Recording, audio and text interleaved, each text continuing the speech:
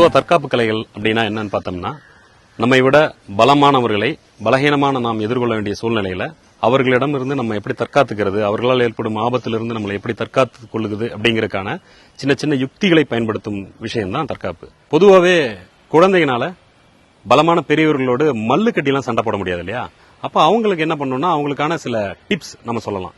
குறிப்பா அவங்களுக்கு என்ன பண்ணணும் அப்படின்னா, சின்ன வயசுல நம்ம சொல்லிக் கொடுக்கறது அப்படின்னா, அந்த சர்க்கம்டன்ஸ், நம்ம சூழ்நிலையை புரிஞ்சுக்கிறது, இந்த குட் டச் பேட் டச் அந்த மாதிரியான விஷயங்கள், அவர்களால் ஆபத்து ஏற்படுது அப்படின்னு நமக்கு தோணுது அப்படின்னா அவங்க எந்த மாதிரியான பிரிகாஷன்ஸ் எடுத்துக்கணும், எந்த மாதிரியான முன்னெச்சரிக்கை எடுத்துக்கணும், எந்த மாதிரியான பாதுகாப்பான சூழ்நிலையை நோக்கி தங்களை நகர்த்திக்கணும் அப்படிங்கறத நம்ம சொல்லிக் கொடுத்துடணும். இப்போ குழந்தைகள் செய்யக்கூடிய அவங்களுக்கு சாத்தியமான சின்ன சின்ன விஷயங்களை நாம பார்ப்போம். நாம அவங்களுக்கு கத்துக் கொடுக்க வேண்டியதுல முக்கியமான விஷயம் என்ன அப்படின்னா, பொதுவா இயற்கை எல்லா விஷயத்தையும் தன்னை காப்பாற்றிக் கொள்ள, தன்னை தகவமைத்துக் கொள்ள ஒரு விஷயத்த உள்ள வச்சிருக்கும். ஆமைக்கு எப்படி ஓடு இருக்கோ, முள்ளமன்றிக்கு எப்படி முள்ளு இருக்கோ, அந்த மாதிரி மனிதர்கள பாத்தீங்கன்னா ஆண்களை விட பெண்களுடைய வாய்ஸ் சவுண்ட் சொல்றோம் இல்லையா, சத்தம், அது ஓசை மிக அதிகமா இருக்கும். அப்போ அதை எப்படி பயன்படுத்துறது, ஸ்கிரீமிங் லவுடர் அப்படின்னு சொல்றாங்க, ரொம்ப சத்தமாக கத்துறது. அது அவங்களுடைய குரல் கத்தும் போது கண்டிப்பா ரொம்ப அதிகமான தூரங்கள்ல அந்த ஓசை சென்றடையும். பக்கத்துல இருக்கிறவங்க அங்க ஏதோ பிரச்சனை நடக்குது அப்படின்னு அந்த திசையை நோக்கி வர்றதுக்கு உதவும். எல்லா குழந்தைகளும் நம்ம வீடுகள்ல நம்ம கிட்டயே பெற்றோர்கள்ட்டயே அடம் பிடிக்கும் போது கீழே படுத்துட்டு கையையும் காலையும் ஆட்டும். அப்கோர்ஸ் நம்மளால அந்த குழந்தையை தூக்க முடியும் தான், ஆனா சாதாரணமா நம்ம இயல்பா தூக்குற மாதிரியான அவ்வளவு எளிமையா தூக்க முடியாது. கொஞ்சம் நேரம் சஸ்டெயின் ஆகும். அந்த சஸ்டெயின் ஆகிற நேரத்துல இவங்க காப்பாத்துங்க, ஹெல்ப் பண்ற லவுடரா ஸ்கிரீம் பண்ணும்போது, சத்தம் போடும்போது அக்கம் பக்கத்துல இருக்கிறவங்க கவனிக்க வாய்ப்பு இருக்கும். இதெல்லாம் வீடுகளில் தொடர்ந்து குழந்தைகளுக்கு பயிற்சி அளிப்பதன் ஊடாக பாடியில மெமரைஸ் ஆனா மட்டும்தான் இந்த மாதிரியான ஒரு சூழ்நிலையில் செய்ய முடியும். இல்லைன்னா என்ன பண்றதுன்னு கூட தெரியாது. சொல்லி கொடுத்திருந்தா, ஒரு தடவையோ 2 தடவை சொல்லி கொடுத்திருந்தா கூட செய்ய முடியாது. ஏன்னா அது மெமரைஸ் ஆயிருக்காது, பண்ண முடியாது. சோ எந்த ஒரு தற்காப்பு கலைங்கிறது ஒரு வீடியோ பார்த்துட்டு அதோட உடனே எல்லாம் பண்ண முடியாது. தொடர் பயிற்சி அவசியம். அதனால தற்காப்பு கலையை முறையா பயின்று நாம நம்மளையும் தற்காத்துக் கொண்டு நம்ம கூட இருக்கிறவங்களையும் தற்காத்துக் கொள்வோம். பொதுவாகவே குழந்தைகளால பலமான பெரியவர்களோடு மல்லு கட்டிலாம் சண்டை போட முடியாது இல்லையா? அப்ப அவங்களுக்கு என்ன பண்ணணும்னா, அவங்களுக்கான சில டிப்ஸ் நம்ம சொல்லலாம். ஒரு திரைப்படத்தோட கிளைமேக்ஸ் மாதிரி ஒரு குழந்தை ஒரு பெரியவரை சண்டை போட்டெல்லாம் வென்ற முடியாது. ஆபத்தான சூழலை எதிர்கொள்ளும் போது அந்த காலத்தை கொஞ்சம் நீட்டிப்பதன் ஊடாக மற்றவர்களால் காப்பாற்றப்படுவதற்குமான தற்காப்பு கலையா தான் இது இருக்கும். இப்போ ஒரு குழந்தையை தூக்க வர்றார், அவர் ஒரு ஸ்ட்ரேஞ்சர், அவரால் ஆபத்து இருக்கு அப்படின்னு அந்த குழந்தை ஃபீல் பண்ணுதுன்னா, முதல்ல அவருடைய கைகள்ல இருந்து தப்பிச்சு காலை பிடிச்சிடணும். எந்த பக்கம், இடது பக்கமோ வலது பக்கமோ, எந்த பக்கம் அதுக்கான சூழல் அமையுதோ அந்த காலை பிடிச்சிடணும். கைகள்ல பிடிச்சிட்டு உடனடியாக தன்னோட இடுப்பு திருப்பி இந்த 2 கால்ல இன்னொரு கால்ல லாக் போட்டு நிறுத்திடணும். அப்படி நிறுத்தும் போது இப்ப இவர் மாதிரி தான் நகர முடியாம ஒரு சிக்கல் ஏற்படும். எவ்வளவு உதறினாலும் கொஞ்சம் கஷ்டமாகும். அந்த குழந்தைய அவர் மறுபடியும் எடுக்கிறதுக்கு அதுக்கான கால அவகாசம்ங்கிறது நீட்டிக்கப்படும். இதோட சேர்ந்து அந்த குழந்தை காப்பாத்துங்கிற மாதிரி அலறும் போது அக்கம் பக்கத்தில் இருப்பவர்கள் இந்த ஓசையால் ஈர்க்கப்பட்டு இங்க உதவிக்கு வருவாங்க. இதெல்லாம் வீடுகளில் தொடர்ந்து குழந்தைகளுக்கு பயிற்சி அளிப்பதன் ஊடாக பாடியில மெமரைஸ் ஆனா மட்டும்தான் இந்த மாதிரியான ஒரு சூழ்நிலையில் செய்ய முடியும். இல்லைன்னா என்ன பண்றதுன்னு கூட தெரியாது. சொல்லி கொடுத்திருந்தா, ஒரு தடவையோ 2 தடவையோ சொல்லி கொடுத்திருந்தா கூட செய்ய முடியாது. ஏன்னா அது மெமரைஸ் ஆயிருக்காது, பண்ண முடியாது. சோ எந்த ஒரு தற்காப்பு கலைங்கிறது ஒரு வீடியோ பார்த்துட்டு அதோட உடனே எல்லாம் பண்ண முடியாது. தொடர் பயிற்சி அவசியம். இன்னைக்கு பொதுவா பெருநகரங்கள்ல நாம சந்திக்கிற ஒரு பிரச்சனை அப்படின்னா செயின் ஸ்நாச்சிங்கிறது, பெண்களுடைய சங்கிலி பறிப்பு அப்படிங்கிற குற்றம் இன்னைக்கு பெருகிட்டு இருக்கு. பைக்ல இல்ல முகவரிகள் கேட்கற மாதிரி, அட்ரஸ் கேட்கற மாதிரிலாம் தான் இதை பறிச்சுட்டு போறாங்க. பறிக்கும் போது பொதுவா என்ன நடக்கும் அப்படின்னா, செயினை பறிச்சோடனே, செயின் அல்லது பேக் எதை போட்டிருந்தாலும் சரி, பறிச்சோடனே நீங்க அவங்க கையை கிராப்லிங், அவங்க கையை பிடிச்சிட்டீங்க. பிடிச்சிருக்கும் போது பொதுவா என்ன பண்ணுவாங்கன்னா, பிடிச்சிட்டு இழுக்க பார்ப்பாங்க.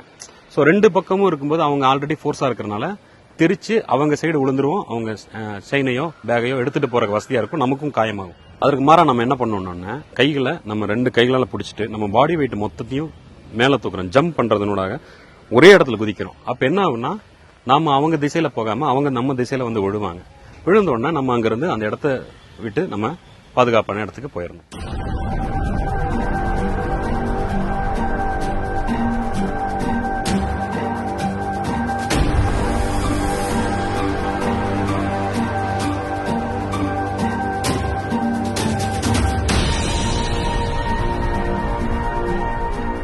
எந்த ஒரு தற்காப்பு கலைங்கிறது ஒரு வீடியோ பார்த்துட்டு அதோட உடனே எல்லாம் பண்ண முடியாது. தொடர் பயிற்சி அவசியம். அதனால தற்காப்பு கலையை முறையா பயின்று நாம நம்மளையும் தற்காத்துக் கொண்டு நம்ம கூட இருக்கிறவங்களையும் தற்காத்துக் கொள்ளும். தற்காப்பு கலை அப்படிங்கறத பார்க்கலாம். ஒருவேளை காலை பிடிக்கிறதுக்கு முன்னாடி தூக்கிட்டாங்க, குழந்தை அவருடைய கைகள்ல இருக்கிறனால அங்க ஒரு பேலன்ஸ் கிடைக்கனால காலும் ஃபுல்லா ஆட்டலாம். காலையும் சேர்த்து லாக் பண்றாங்க, காலை அடிக்கிறத பிடிக்கிறாங்க அல்லது மேல அதே மாதிரி தூக்கி இருக்காங்கும்போது ஒவ்வொரு பகுதியும் ஆயுதமா பயன்படும்ங்கிற சொன்ன உதாரணங்கள்ல இதுவும் ஒண்ணு. மற்ற 4 விரட்லையும் சைடுல வச்சுட்டு கட்டை விரல் ரெண்டையும் கண்ணுல கூச்சி கண்ணுல அழுத்தம் கொடுக்கறது. எவ்வளவு பலசாலியா இருந்தாலும் கண்களில் அழுத்தம் வரும்போது வலியின் காரணமா இந்த குழந்தையை விட்டுருவான். போன முறை குழந்தைகளுக்கு சொன்ன அதே மெத்தட் தான் இதுலயும். குழந்தைகள் இதுல பிராக்டிஸ் பண்ணும்போதும் அலறணும், லவுடர் ஸ்கிரீமிங் இருக்கணும்.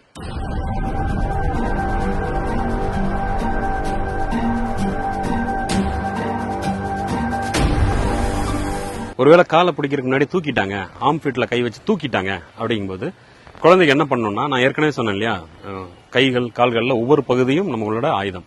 அப்போ இந்த மாதிரியான இதுல வச்சுக்கணும் கையை. ஹேமர் ஃபிஸ்ட் நம்மளுடைய முஷ்டியை மடக்கி, குழந்தைகள் முஷ்டியை மடக்கி மேல இருக்கிற கைகளால மூக்கிலையும் தாடையில எல்லாம் கண்ணுல எல்லாம் குத்தலாம். கூடவே கீழே இருக்கிற கால், ஏன்னா குழந்தை அவருடைய கைகள்ல இருக்கிறனால அங்க ஒரு பேலன்ஸ் கிடைக்கனால காலும் ஃபுல்லா ஆட்டலாம். கால்களையும் கைகளையும் மாத்தி மாத்தி ஆட்டும் போது குழந்தையோட உயரத்தை பொறுத்த மாதிரி மூக்குல அடிப்படும், நெஞ்சிலையோ மார்பிலையோ வயிற்றுலையோ அல்லது கிராயின்லயோ அடிப்படும். வலி தாங்க முடியாம குழந்தைய தூக்கிட்டு இருக்கிறவர் விட்டுருவாரு. பலமானவர்களை எதிர்கொள்றதுக்கு நாம பலகீனமா இருந்தால் கூட அதற்கான யுக்திகளை பயன்படுத்துறதுக்கான சில சக்திகளும் சில பிளெக்சிபிலிட்டி நம்ம உடம்புல தேவையில்லையா. அதனால நம்ம தொடர்ந்து பயிற்சியில இருக்கணும். எல்லா விஷயத்தையும் குழந்தைங்க பண்ணும்போது லவுடர் ஸ்கிரீமிங், அலற அளவுக்கு சத்தம் போட்டு தான் எல்லாத்தையும் செய்யணும். ஏன்னா அக்கம் பக்கத்தில் இருக்கிறவங்கள கவனத்தை அங்க குவிக்கணும். அப்ப இது ஒரு மெத்தட். இந்த மெத்தடை இப்ப பார்க்கணும்.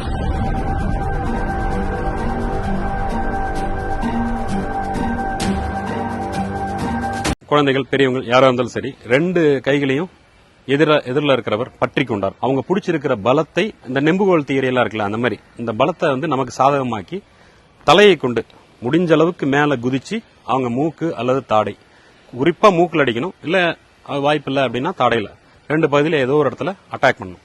வலி தாங்காம முதல்ல அந்த கை பிடி தளர்ந்துரும். அது எப்படி பண்றதுன்னு இப்ப நம்ம பார்க்கலாம். ஆண் அல்லது பெண் யாரா இருந்தாலும் சரி, பின்னாடி இருந்து லாக் பண்ணிடுறாங்க அப்படிங்கும்போது, நடந்து போயிட்டு இருக்கும்போதோ ஏதோ பின்னாடி இருந்து பிடிச்சிடுறாங்க அப்படிங்கும்போது, வலது பக்கம் அல்லது இடது பக்கம் எந்த இது உங்களுக்கு சௌகரியமா இருக்கோ அந்த பக்கத்துல நம்ம ஹிப்பையும் ஷோல்டரையும் திருப்பிடுறோம். திரும்பும்போது நமக்கு ஒரு கேப் கிடைக்குது. அந்த கேப்ல வலது பக்கம் திரும்பி இடது கால் எடுத்து நம்மளை பிடிச்சிட்டு இருக்கிற எதிரியோடைய வலது பக்கம் வச்சிடறோம். காலை வலது பக்கம் வச்ச உடனே அங்க அவருக்கு ஒரு தடுமாற்றம், இம்பேலன்ஸ் உருவாகிறதுக்கான ஒரு சூழல் இருக்கும். மறுபடியும் நம்ம இடது பக்கமா திரும்புவோம். திரும்பினாலே போதும், அவர் பேலன்ஸ் மிஸ் ஆகி விழுந்துருவாரு. நாம அந்த இடத்துல இருந்து பாதுகாப்பான இடத்துக்கு போயிடலாம்.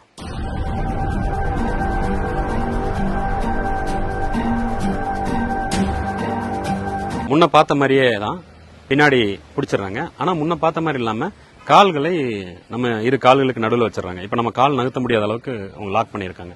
இப்ப என்ன பண்ணோம் அப்படின்னா, இறுக்கமா பிடிச்சிருக்காங்க இல்லையா, அப்ப நம்ம தலையை கொண்டு பின்னாடி அவருடைய மூக்கு பகுதியில் அடிக்கிறோம். அடிச்சோன்னா ஒரு தடுமாற்றம் வரும். இந்த பிடி தளரும். தளர்ந்த உடனே நம்ம குமிஞ்சு அவருடைய முன்னங்கால பிடிச்சி இழுக்கிறோம்.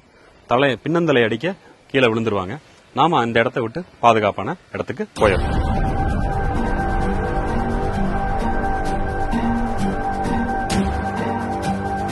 திடீர்னு ஒரு சிச்சுவேஷன்ல ஒரு பிரச்சனை ஆகுது. பேசிட்டு இருக்கிறவர் திடீர்னு முகத்துல குத்த வராரு.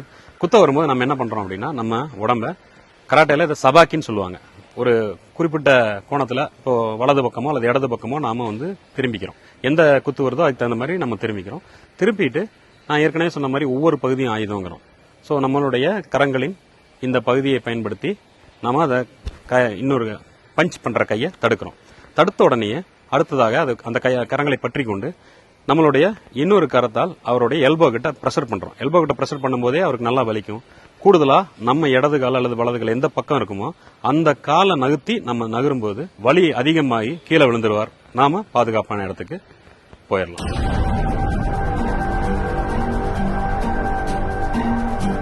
எதிரி 2 கரம் கொண்டு நம்ம கழுத்தை நெருக்கிறார், நல்லா நெருக்கிறார். அப்ப நமக்கு வழி ஏற்படுது. அந்த சூழ்நிலை நம்ம என்ன பண்ணோம் அப்படின்னா, நம்ம உடம்பையும் ஹிப்பையும் பயன்படுத்தி மொத்தமா நம்மளுடைய மொத்த பவர் எடுத்து திரும்பிடணும்.